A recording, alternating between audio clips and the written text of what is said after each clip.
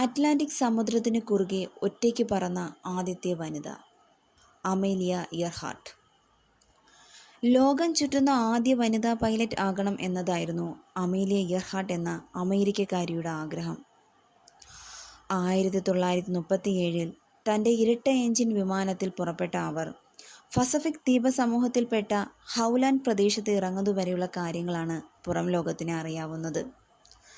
ലക്ഷ്യത്തിലെത്താൻ 7000 mile മാത്രമുള്ളപ്പോഴായിരുന്നു അത് സംഭവിച്ചത്.